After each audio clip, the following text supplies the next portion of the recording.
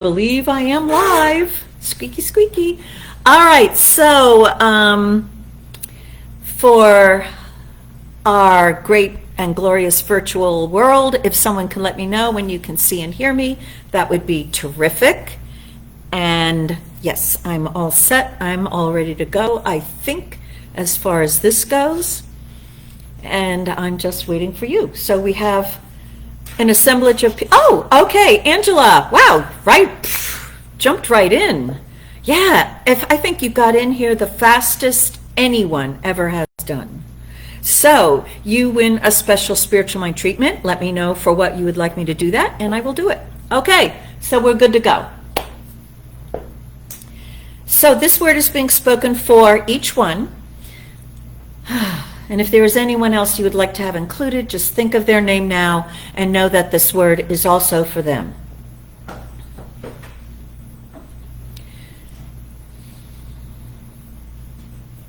This one something that is manifesting as this universe of continuous change is unchanged by all the changing. It is intelligence. It is creating, it is some quality that humans call love, that is that urge to express itself, to give of itself. Call it life, love, it is power, and it expresses in harmony and order, balance, peace and beauty. This something is this universe and everything in it. And it is this something that is somehow, in some way, causing all of its creations to be, which includes each one here now. Somehow, and for some divine reason, each one is created to express something of this life here now in this universe. And so all of the qualities of that expression are present right where each one is. It's harmony, balance, order. It's beauty, peace, and love. And this expression contains within it a process for that expression. So it is the thing that is emerging, but also the way that the creation happens, and then the way that the thing that is created operates. In other words, there is a divine pattern for everything that is created, that is much more than the physical material form and layout of the thing, but it includes the process of operation. And so this divine intelligence, in knowing a divine pattern of a thing, has within that pattern its healthiest, optimal, divinely intended mode of operation. Everything that is from a divine pattern that has an ideally functioning, operating process of expressing. This includes machines, it includes nature, trees, the way it grows, and it includes human expression. Everything. There is no thing that is created that does not contain within it the ideal design for its operation. And so this is true of each one, that there is that divine pattern and that divinely designed mode of operation. Call it health. That the health is not a static state of a perfect looking snapshot of expression. Health is a dynamic, unfolding, morphing, changing, restructuring, moving, all particles moving, rearranging in relationships. It is this entire process that is continuously operating, that perfect processing of that picture of a body. It is that morphing, that processing of the body that is manifesting health. Health is a divine intention, and it includes the design, the picture, as well as the form of operation. And so each one is now expanded in awareness and in understanding and in acceptance that the perfect health that each one is claiming includes this perfect operation, which each one experiences as perfect assimilation, circulation, and elimination, a perfect movement on the planet, a perfect replacement of physical cells in this form that is constantly changing those cells, that there is in the divine pattern a perfect replacement of these divinely designed cells. And this awareness of the pattern as well as the operation is bringing to each one a greater experience of glorious health, because the health is the spirit within, that life within that desires to express itself, and it is creating a form that is able to function, live, move, and breathe and laugh here on this planet now. A body that is flexible as it moves, and that is strong where it required to be strong, and agile where it's required to be agile, because that living spirit of life, which is infinite and eternal and does exist as that spark of life within each one, has a divine ideal, a pattern, and a process for expressing itself here now in this planet here and now.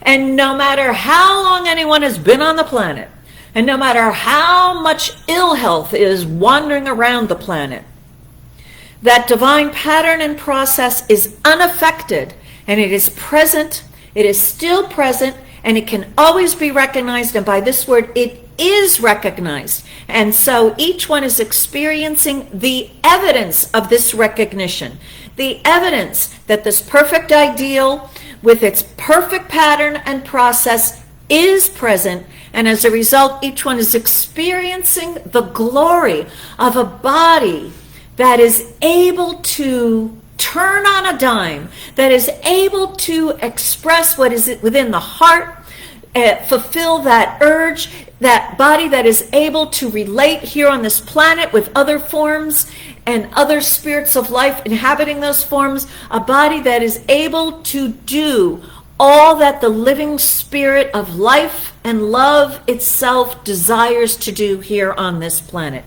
Therefore, each one is healthier than ever before, and everything in their world is healthier than ever before. And each one is expecting this greater health and using this greater health and delighting in discovering this greater health and enjoying this greater health more than ever before. And this recognition and this increase in experiencing health is just the beginning of even more. And so each one is expecting more health, enjoying more health, living in a healthier, happier, easier, freer way than ever before on all levels, in every area, in every single thing in each one's world, all of it being divinely created according to God's own divine ideal with its pattern and its process. That's the truth. I am grateful that this is so, and I release this word to the law. It's done, and so it is. So it is. So it is. There we go. So that's just the beginning. All right, Angela. She said, hello, Debbie Joy, David. Oh, pie crust. I hope that wasn't a secret, but Oh, I know. he's making pie crust. All right, David. Okay, so let's move forward. Reverend Rich is ready to take us away. Take us away.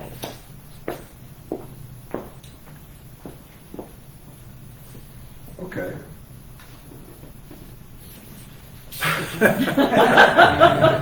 He's full of help. He doesn't know what to do with himself.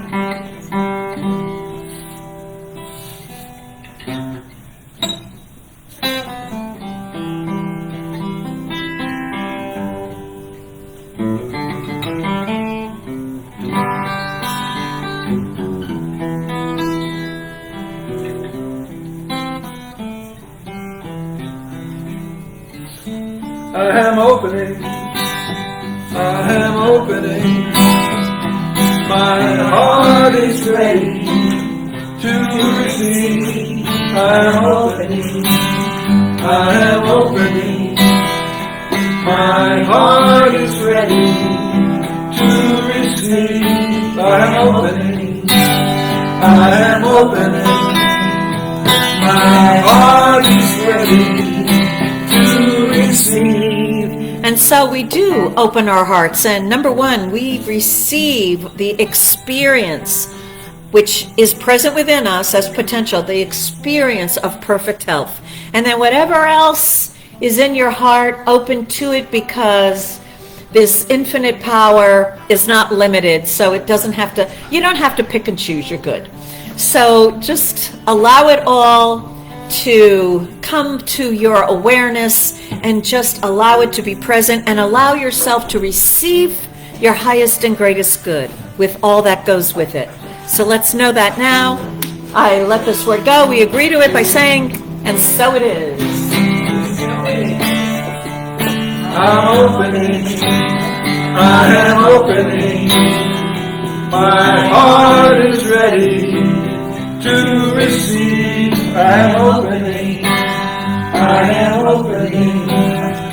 My heart is ready to receive. Good morning. Good morning. Welcome to CSL Princeton.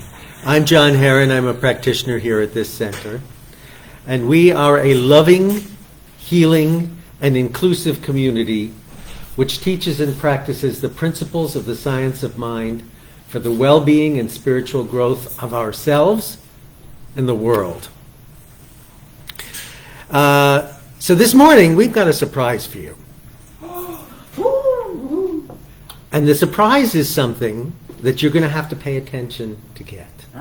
Somewhere in this service this morning, there is an answer for you specifically, something that will be said, something that will be done, that's waiting for you. All you need to do is to pay attention. That's all, just to listen. That's all. And it may be in what our practitioner Gary says, because he's going to read some stuff for us. It may be in the music that Reverend Rich plays. It may be in the talk that Reverend Karen gives.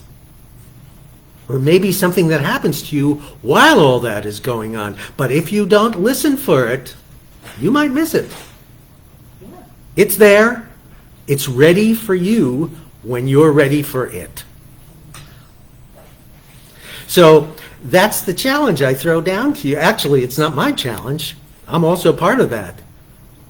It's the challenge that the universe gives us. Our teaching is that truth is fully present. We're not waiting for anything. It's fully there, waiting for us to ask the right questions and to really listen for the answers. And so we welcome you this morning to the Center for Spiritual Living Princeton. And this is the time for you to receive by paying attention. And that's what this service is about for all of us. So thank you. Enjoy the service. Whoa. And when you hear the surprise, dial WCSL for your prize. So this is a tune, put to music by a band called Shakti Fusion, and it's based on a chant, a Sanskrit chant.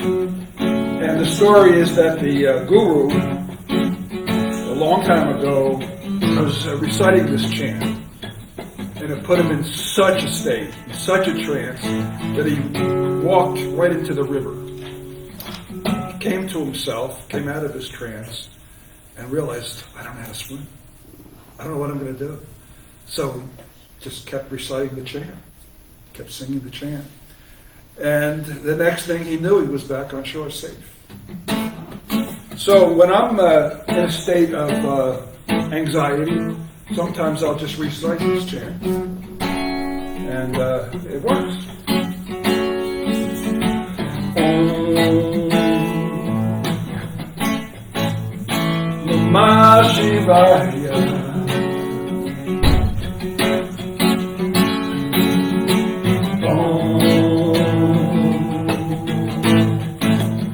Namah Shivaya.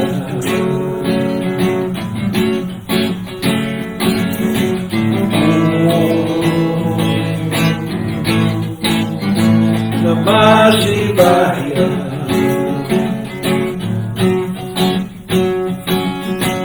Om Namah Shivaya. Gurave Satchitananda. Murtaye Namastasme. Namastasme. Namastasme Namo. Om Namah Shivaya. Gurave Satchitananda. Murtaye Namastasme. Namastasme. Namastasme Namo.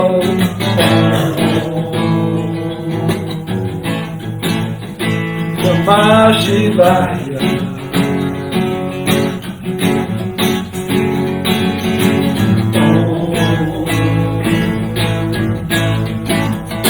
Namah Shivaya.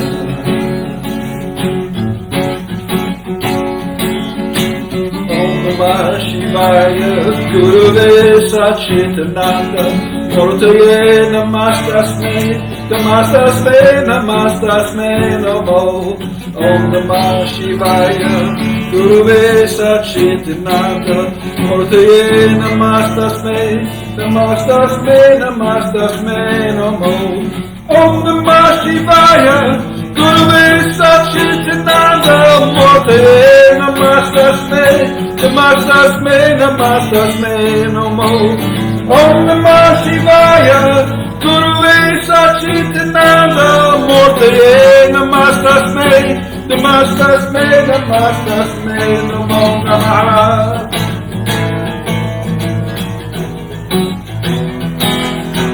Om Namah Shivaya.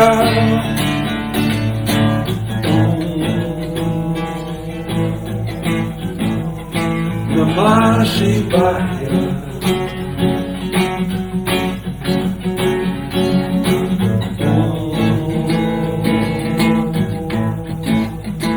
Namah Shivaya.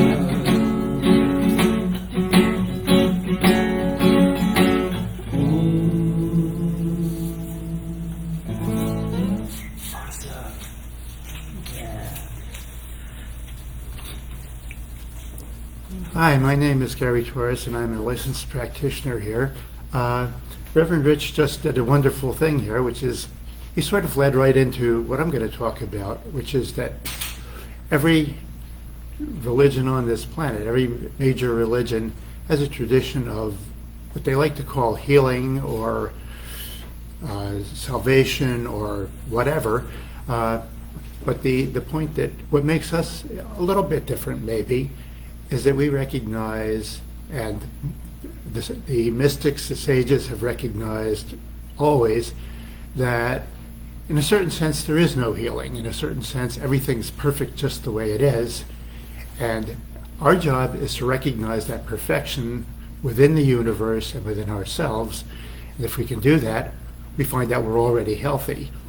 So I had a little bit of a reading here that comes from, happens to be a Hindu philosopher, if you want to call him a philosopher. He's very quiet most of the time, and I wrote a book. He wrote a book. Who am I? He wrote a book called Shunyata, which is a Buddhist concept, meaning it's usually translated as emptiness, but what it really means is a lack of separation. There is no separation. There is nothing that can say, I am separate from this universe. I'm separate from spirit. I'm separate from reality. We like to believe sometimes that we are, and we're somehow unique and different and wonderful, which is true in its own way, at its own level.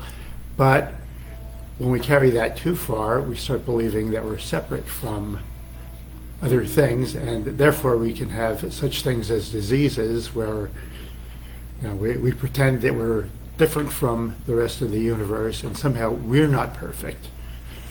The quote I wanted to read here is from a person whose given name is Emanuel Sorensen. He was born in Denmark and moved to India eventually and studied with such people as Ramana Maharshi. He was in the mountains living near Lama Govinda. Some of you may know his work. Anyway, what he has to say about this is the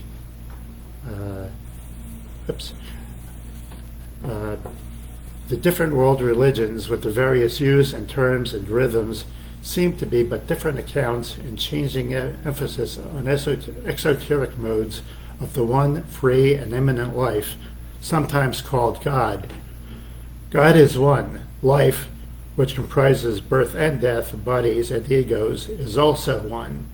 Only expressions and dialects vary in their beautiful differences. Why should we quarrel on our way home because our prejudices are not the same? I was wearied of exoteric dogmas, theological disputes, and mental subtleties. Wordiness and assertions soon became tiresome, and only silence seemed completely clear and satisfying. I realized that this silence was the esoteric heart of all religions. If religion was to be experienced rather than argued, dissected, analyzed, and explained, the test of a person's faith was not what they professed to believe, but how they lived. I think that's very nicely says a lot of what we have to say. There is also, by the way, as I said, we talk about healing, but in essence, there is no need for healing because everything's already,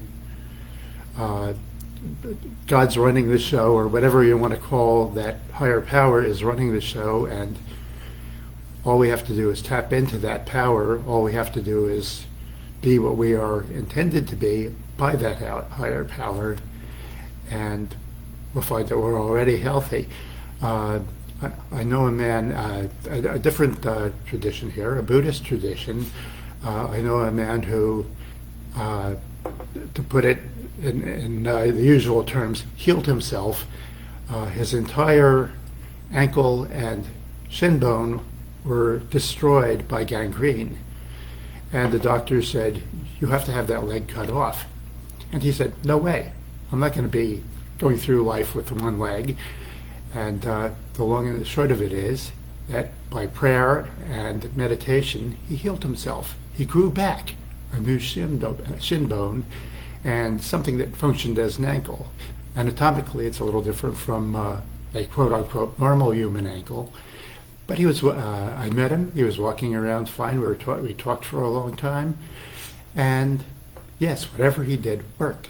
Now the funny thing about that, and what makes us perhaps a little different, is that he did this by his intention, by working on it. We understand that the ultimate intention, the ultimate perfection is from God, and we don't have to work hard to get there. There is no there to get. We're already already perfect, just the way we are. And that kind of thinking is what we emphasize here, that you don't have to be perfect. You don't have to come to a licensed practitioner necessarily to deal with something. The reason you might come to a licensed practitioner is that you're having a hard time really, really believing what you profess to believe.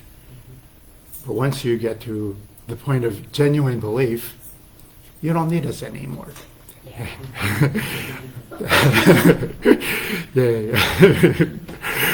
All right. So in that frame of mind, I wanted to do a treatment. Now, the thing about our prayers, by the way, is that they are affirmative prayers. In other words, we're not saying, God, do this for us. We're saying, it's already done. We know that the kingdom is ours. It is our Father's good pleasure to give us the kingdom. So, in that frame of mind, there is only one health, one wholeness, one energy, which we may call God, we may call it Brahma, Allah, we may call it light, liberty, health, happiness, joy, but whatever name we use is only a pointer to the one. It is only one, and that one is that within which we live, move, and have our being.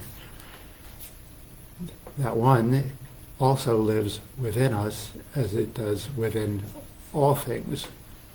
And it maintains and produces the order of this entire universe and of the smallest atom.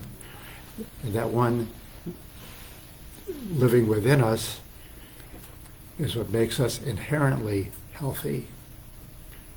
So we don't need to be anything else. We recognize that that one is one and is the power and the beauty and the health that is within us and within all things.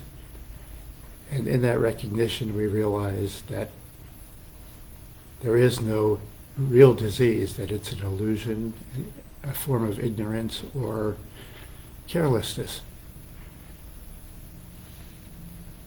Therefore, we know that we are, from the get-go, healthy, happy, prosperous, everything that is genuinely true and beautiful. We let this word go to the law, knowing that it is always already done, and so it is. This is it's a song by George Harrison that I do once in a while. It was his birthday this week, and he's certainly an inspiration to me.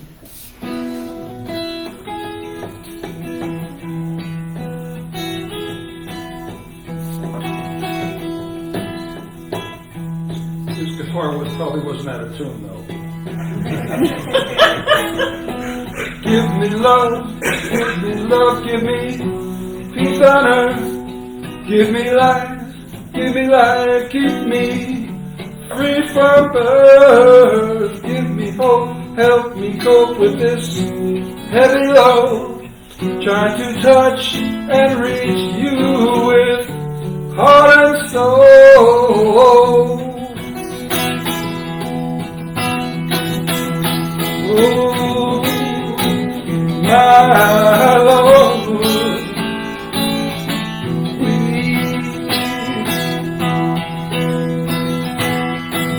take hold of my hand, that I might understand you. Won't you please, oh, won't you give me love, give me love, give me peace on earth. Give me life, keep me free from birth. Give me hope, help me cope with this heavy load. Trying to touch and reach you with heart and soul.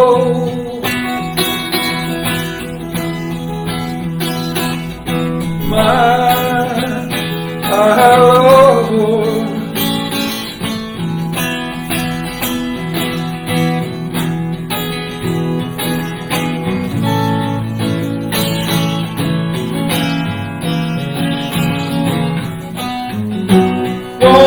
please, oh, won't you give me love, give me love, give me peace on earth, give me life, keep me free from birth, give me hope, help me cope with this heavy load, trying to touch and reach you with heart and soul. Give me love, give me peace on earth. Give me life, keep me free from birth. Give me hope, help me cope with this heavy load. Trying to touch and reach you with heart and soul.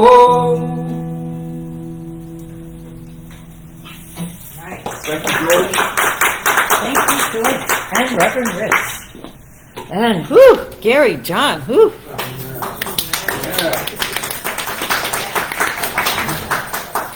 All right, so we are focusing on health in the here now. Here now. Our theme for the year is here now. No delay. No, all these things have to happen in order to blah, blah, blah, blah, blah. No, here and now. And so we are focusing on health. And so our homework this past week, if we remembered it, right, was to, whenever it occurred to us, which might have been never, but oh well, to tell ourselves, I am healthy, right? Remember that? Anybody ever do it? Yeah. Ah, okay, a couple, yeah, all right. I actually remembered sometimes too, and I did it. I am healthy. I am 68 healthy. seconds. What was that? 68 seconds. I read that if you hold a thought like that. For 68 seconds. 68 seconds, There you things go. begin to happen. Things begin to happen. Okay, so good luck with that. I don't know, 68 seconds. I would be watching the second hand. So that right there is not thinking about my health. So there we go. So this day, I want us all to get clearer about why our experience of health is natural. We don't have to do anything to get it. We got to get this. Yes, you can use spiritual mental law. You can repeat 100 times a day, I am healthy, I'm healthy, I am healthy, and experience more health than before. And we have wonderful experiments, and now we have actual some healing processes where we have the person like focusing on a spot in their brain that, like if it's a migraine or something, they can like focus on that spot. They see it on a computer or something, and they can imagine it shrinking and getting smaller and smaller. Yeah, all that can and probably does work, but that's a lot of work. And it takes care of that momentary symptom. But what we want to understand is our bodies are created by something that is creating us. We don't create our bodies. And that the something that is creating our bodies, I mean, obviously, just look at the womb. You know, that body's getting created. The mother like knows it's happening, and she's like trying to help. And if she really tries to help, she probably makes a mess of it, right? Just let it happen. There's something in that spiritual mind treatment that I did at the beginning of this meeting. I was talking about that there is a divine intelligence that has a picture of the form, say a chair, but contained within that thinking process of that, the creator of the chair is also everything that's part of the process of being a chair or being a tree. We've got a tree, there's a picture of a tree, you know, look outside your window, but then there's a whole process that we can observe over time of this tree morphing. Nobody knows what that is. We examine it, we look at it, we make conclusions about it, and a lot of our conclusions are stupid because we say, oh, this is what causes the tree to grow, when we have no clue. What causes us to grow? What causes us to change? Well, this variable seems to be happening before that happens, therefore this variable causes that variable. I was an econometrician. I know it's all garbage. So the thing is, which is why I left the profession before they asked me to leave. Okay, so what we want to get is clearer about and believe and start acting like we believe it is we're not making health. We're not making our body. It's getting made for us to use. It's natural. We can go to sleep. The body will keep functioning without our conscious help whatsoever. And so what the science of mind teaches is this creating thing, this creative process, call it the soil of nature, call it the soul of the universe, call it subjective mind, unconscious mind, whatever you want to call it. Something is thinking without our conscious awareness, and it's forming a body. It's forming our body. Right now, every one of us, right? You know your heart is doing all this stuff and your lungs are doing stuff and your cells are changing. You know a lot of stuff is going on. And when we are healthy, we don't think about it. But have you ever started thinking about something? I'm not going to make a suggestion because you'll start thinking about some aspect of your body and next thing you know, you can't do it. You're worrying all about it and it's interfering. Just try. That's... I know in spiritual work, facilitator, myself included, says, okay, focus on your breathing. And if you're like me, as soon as they say that, I can't breathe anymore. I'm like a mess. I'm and then God bless you all, but whenever a facilitator says, now hold it, I'm like, too long, people, I need to exhale now, whatever. So I just, whatever. Because the movement, the activity, the creating of the body, the continuous creating of the body does not need our conscious assistance. It happens. Why? We don't know. It is. And what we want to get is that this is ongoing and that we can trust it if we're clear about what we are trusting. So, in this little bit of inspiration that got me this whole idea, there's this little book that I found in our center's library. Someone donated it, don't know who. Margaret Stortz, S-T-O-R-T-Z, wrote a little book called Start Living Every Day of Your Life, How to Use the Science of Mind. I think these were probably were the daily words of Science of Mind magazine way back when. And she's focusing on health. And so what she reminds us is Carl Jung, right, came up with this idea of archetypes. And I believe it was Plato before him who came up with this idea of perfect ideas. So in the Science of Mind, what we want to get clear about is in this something that is morphing our bodies is a pattern, is an idea that there is, without our existence at all, something that has an idea about a perfectly functioning human body on this earthly planet. You could call it God, you could call it creator, you could call it life. I don't care what you call it. You have to acknowledge something's doing this. And it's got an idea of how to do it. And here's the thing. Are there infinite different ideas of human body? Or is there one template and then an individualization of that template? For those of you who've been participating in Tesseract, for some reason the snowflakes falling down came into my thought. And so there is a template of a snowflake.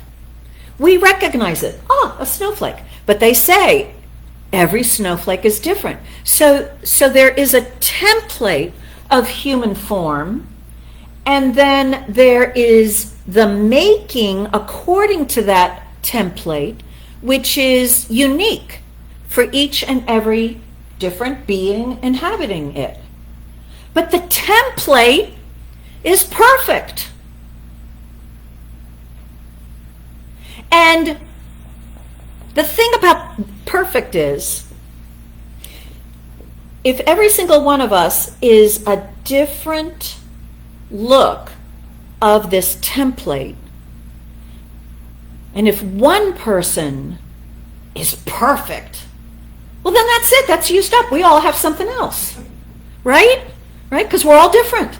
So if one being came forth with perfect template in form for a nanosecond, because, right, the whole body keeps, but say they're perfect throughout the whole bodily expression, that's it. So then maybe I'm like perfect -1, and you're perfect +2. I don't know. You know what I mean? But so it just makes the idea of perfect body in relative form irrational. It's not worth talking about. But the template, which is present like a snowflake, is present in every single bodily form. And so that template it exists, not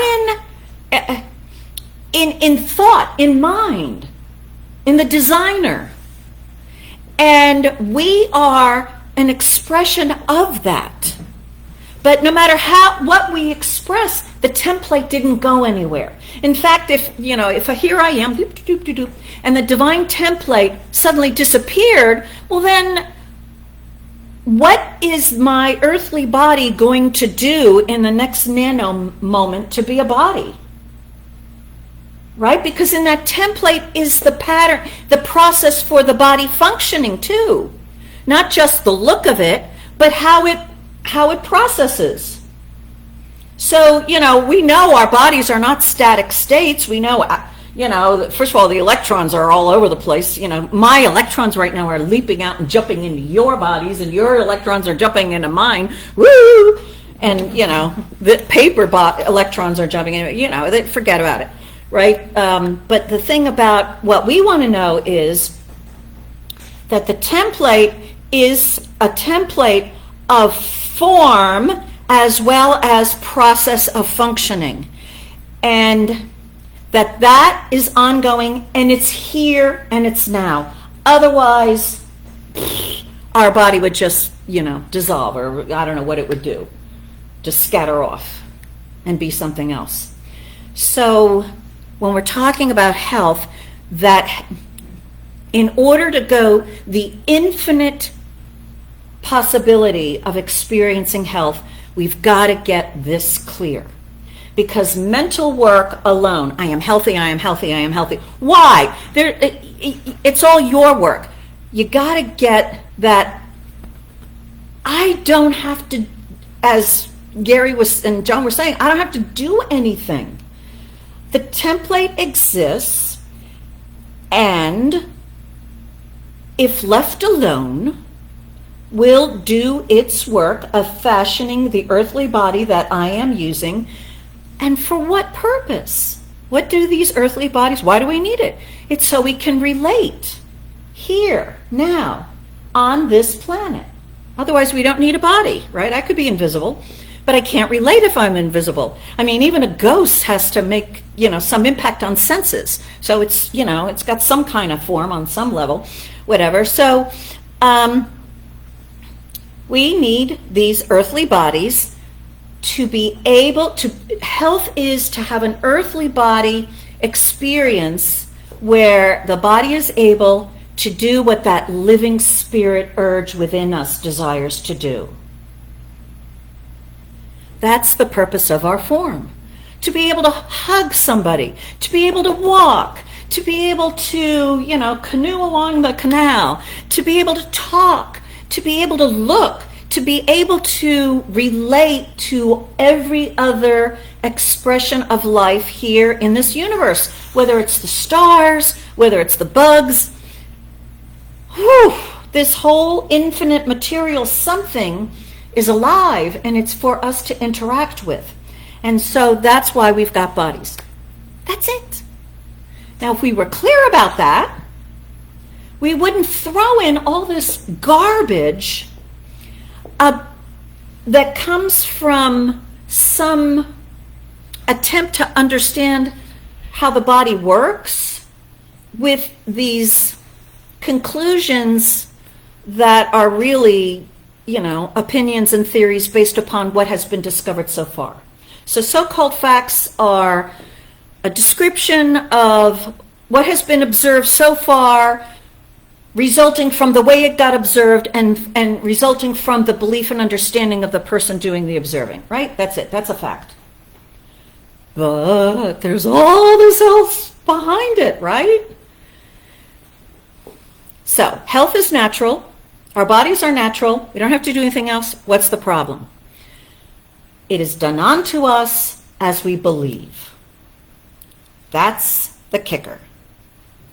And everybody's like, as we believe, right?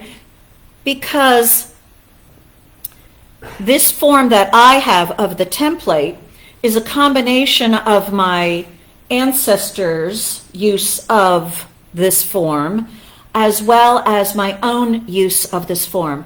And our use of this form is completely affected, directed, caused by what I am thinking.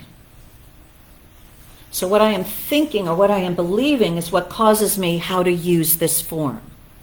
Right? Whoa, this is good. For me, there's my ding. Thank you, John. So what are you thinking right now about how you want to use your form of body? Think about it. All right? So I invite you all to come rowing with me. Okay? It's a great sport. It will definitely increase your strength and your joy of using your form of body. You are all invited. Right? I'll pay for you. So as I make that invitation for you to do something that I do, what are you thinking about yourself doing it? I don't have enough time. It's too far away. I'm too old. She's crazy. I don't care what it is, but what I'm trying to give you is an experience of life offering you infinite possibility, and what can you become aware of as you're thinking about it? What are your excuses? Your really good reasons? Because it may be, I don't know, but it's possible that with this invitation to row, which, I mean, really, who cares one way or the other? I certainly don't care. But the thing is that these thoughts that are occurring to you when this invitation to express more life and use more of your body is given to you, these excuses that come up, maybe it's actually showing you what you believe about your body. Not this specific detail. Like, oh, no, I'll jump out of an airplane before I go rowing with you. It may not be just a preference. Like, it doesn't call to me, I don't want to do it. And you, I don't like you. I don't want to be around you, so forget it. That's fine. But other thoughts may come up that are a clue about what you believe. And what you are believing is affecting your thinking of how you can use your body.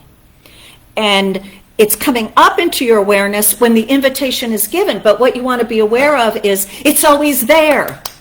And so this infinite divine snowflake maker of the universe is creating that unique expression of that template as you, but then we get to participate in it, and we participate by it is done unto us as we believe.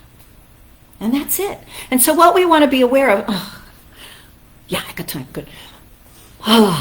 Because health is natural, a healthy body and its functioning is natural. What we ultimately want to start thinking about this earthly body is the earthly body is neutral.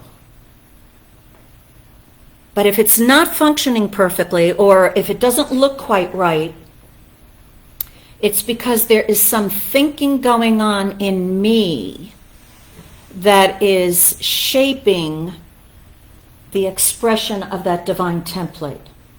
In other words, what we want to train ourselves to start doing and practice, experiment with, but ultimately begin believing so that we actually are thinking this way, is when you have a condition in your physical body, you don't think about the condition as a cause, as a problem, as a, ooh, I gotta fix it. You want to think about it as, oh my gosh, what have I been believing? In other words, any symptom of ill health or ill ease or ill problem in our entire world, computer, paper, bodies, relationships, is just a code that is telling us that our thought has wavered from accepting the divine perfect template and its functioning. So I don't care what your diagnosis is from anybody. What I invite you to consider hearing is, what am I thinking?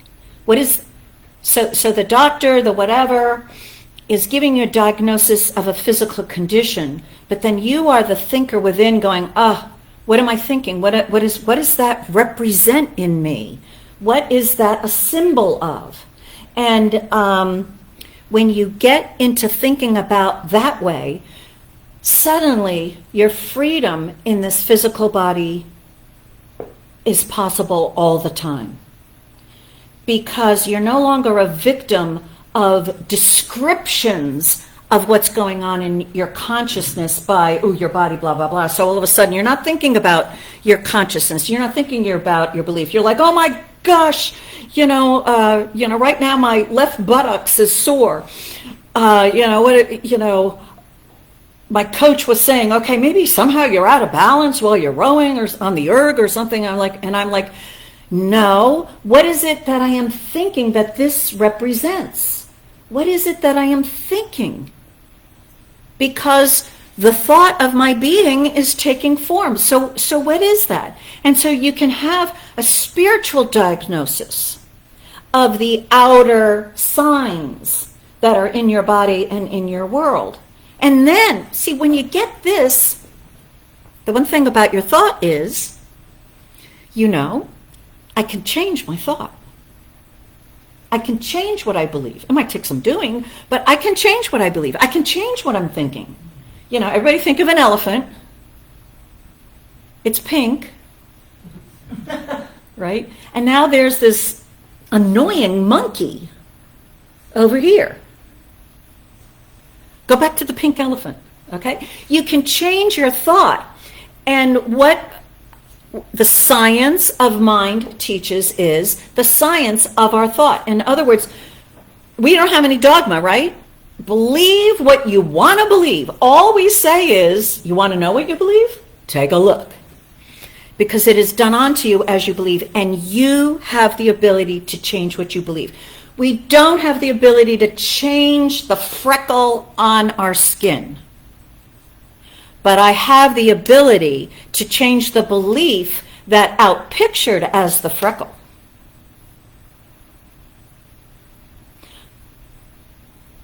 I have not succeeded in that, but it's possible. A thought created the freckle, a different thought can create something else. I've thought about freckles. So, we want to emerge, right, and grow in the consciousness of health. The consciousness of health is not a consciousness of I am a victim of other people, or I am a victim of my body, or I am a victim of the disease that's wandering the planet. I am not a victim of that. I am a divine thinker. My thought outpictures, takes that divine template with its processing and expresses it. And I am using this template, and I am experimenting, if you want, with what my thinking is doing to see what it produces in my world, in my experience. And that's it. And when you have that, the last time that I was diagnosed with something from a doctor, they diagnosed something, well, yeah, the last several times, because the vet is the same thing, right? They described something, and I listened to that inner wisdom, and it immediately said, oh yeah, you were all confused about that, you were all upset about that, you got to do your forgiveness work, you got to clear that up. Thank you very much for the information with your diagnosis, and bye. That's it. That's it. Now, it is done unto us as we believe, so you may be guided to follow whatever sort of physical stuff that they recommend that you do. My cat was diagnosed with full-blown diabetes, right? And I had to give her insulin twice a day, and I had to measure the amount of sugar or whatever in her urine, all these things with a cat, not easy, right? And, but as soon as the vet said she has diabetes, I thought, oh man, my mom had just died. She had some version of diabetes. And the last weekend before we sold the house, I went there to remove some remaining things, and I was seized with this urge. And I just grabbed everything I could, and I stuffed my car with it. I wasn't discriminating at all. I just grabbed it all, brought it all into the house, didn't pick and choose. And as soon as they said, your cat has diabetes, I was like, ugh. I didn't pick and choose what I brought in of my mother. And so with bringing in all that stuff, it was not the stuff that I brought. It wasn't like, cooties of diabetes in it. It was that consciousness like, oh, my mommy, I want her all. And you take all that goes with it in my belief, which included the diabetes. And so my cat emerged with it, and I'm like, holy schmoly. And my spiritual work, I did what the vet said, with the shots and the whatever. And I had all our practitioners treating for the cat, and I had my personal practitioner treating for me, and I'm doing all the spiritual work. But the first thing I was guided to do was all that stuff you brought in from your mom. Indiscriminately, you need to discriminate now. And I took it all and threw it all out. It was a symbol. It wasn't the stuff. It wasn't feng shuiing here. It was that belief I had that dragged her all in as mine is now saying no. And I threw it all out. And then the spiritual work I did was rough.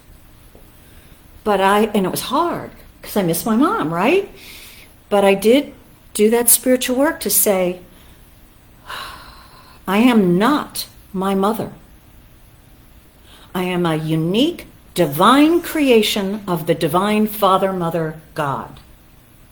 My genes are of God. My DNA is of God. Not my mother, biological mother, not my biological father. It is divinely me that is emerging. It was hard to do. I felt like I'm not loving my mom enough. I felt like I was betraying her. I felt like I wasn't being a good daughter. But it worked. The cat, a couple months diabetes was completely gone. But those 2 months were filled with spiritual work like you wouldn't believe. And the spiritual work was awareness, a lot of awareness. What am I believing here? And because, it's mother inheritance stuff, there's a lot of beliefs that were part of this package that had to be sorted through. And a lot of spiritual work that I had to do in order to change what I was believing. And it's still hard for me to release the blood and body of my ancestors. I'm still working on releasing the blood and body of my ancestors as I accept with my heart, my mind, and soul that divine ideal, that divine parent, that divine perfection as my DNA, as my expression. It's a lot of work because the human race, right, really believes it.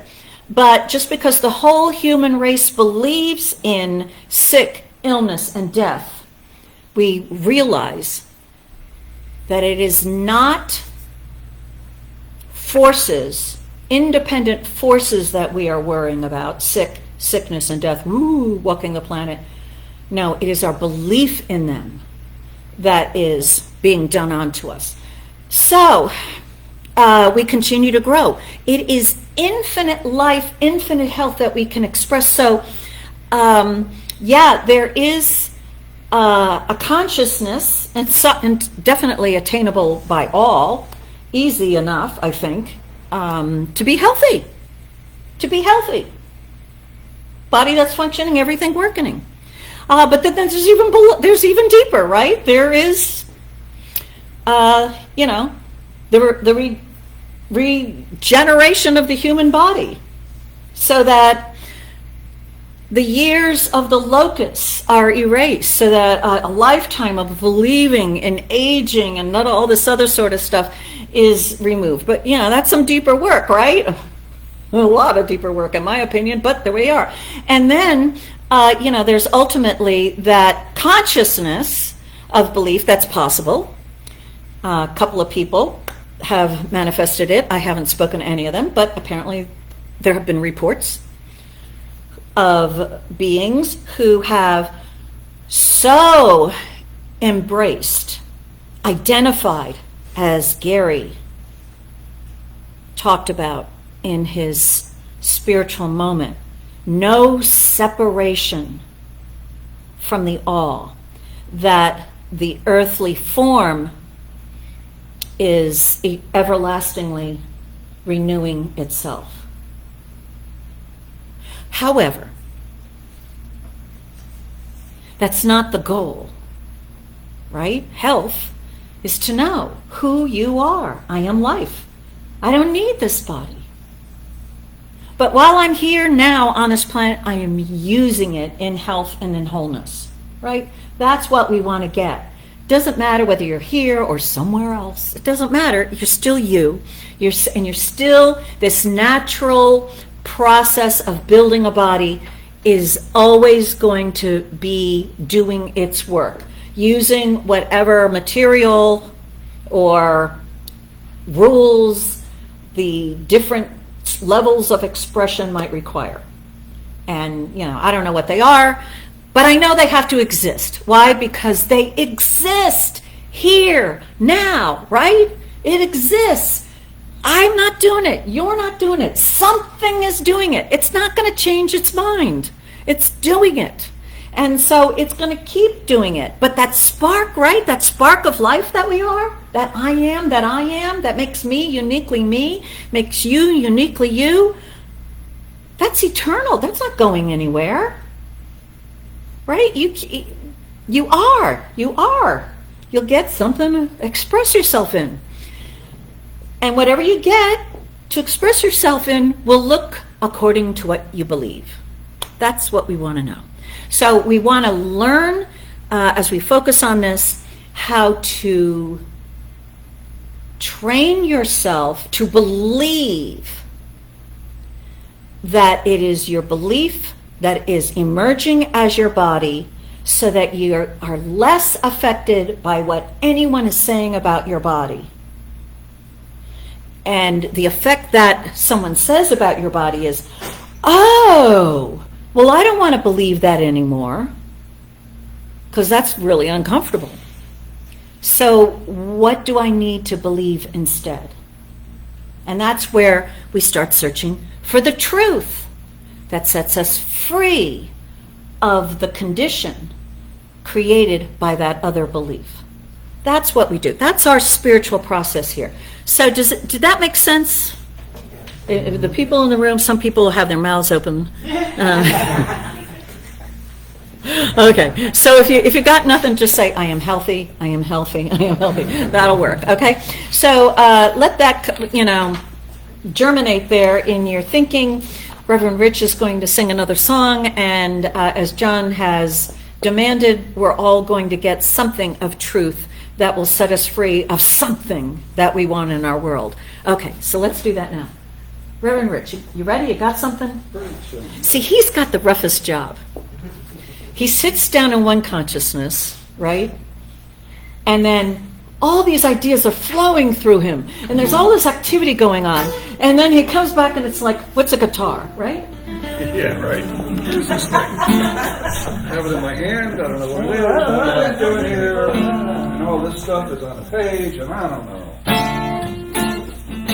So I guess I have to find myself a place in the sun.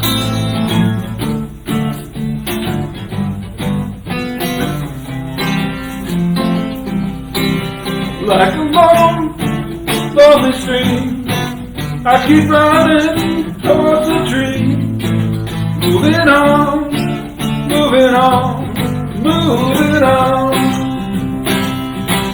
Like a branch on a tree, I keep reaching to be free. Moving on, moving on, moving on. 'Cause there's a place in the sun where there's hope for everyone, where the poor restless hearts got to run. And there's a place in the sun, and before my life is done, got to find me a place in the sun. Like an old dusty road, I get weary from the load.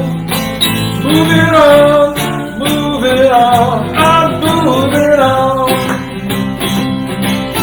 Like a tired, troubled bird, I've been rolling since my birth. I'm moving on, I'm moving on. 'Cause there's a place in the sun where there's hope for everyone, and my poor restless heart got to run. Yeah, there's a place in the sun, and before my life is done, I've got to find me a place in the sun.